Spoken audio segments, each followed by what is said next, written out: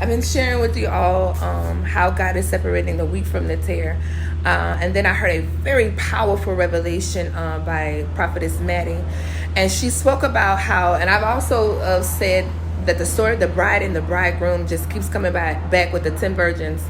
And how 5 were wise and 5 were foolish. And she said what is causing the 5 to be known as wise and the 5 to be known as foolish is time. She said time is what's doing the separation. Now, even the Bible speaks about how Jesus Christ said that the wheat and the tare grew up together. And he said, but don't touch it. He said, because you'll end up plucking wheat thinking that it's tare. He said, just allow them to grow together for now. So the time is what was going to bring about the difference between the wheat and the tare. And the time is what's bringing about the difference between the 5 that are wise and the 5 that are foolish. And so what you can consider yourself to be wise in this day and time is, I know everybody, and I've talked to several people, not everybody, I've talked to a lot of people say that they've been waiting upon the Lord, okay? And it seemed like, as the Bible stated, the bridegroom is tarrying.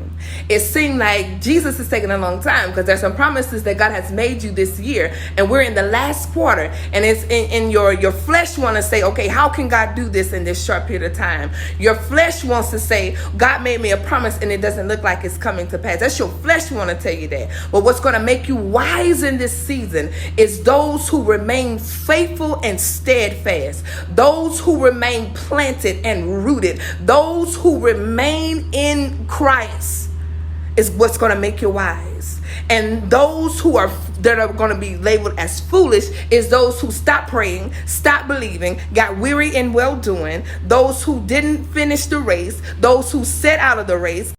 But time is what's separating the wise from the foolish in this season. You know, and until we have our lanterns, we're going to keep our oil. We're going to keep praying. We're going to keep believing God. We're going to keep being faithful. We're going to have our oil stored up. You hear me? And when God comes through, when the bridegroom show up, we're going to go in with him. We're going to go into this next season. We're going to go into this next level, and we're going to walk into the things that God has promised his children.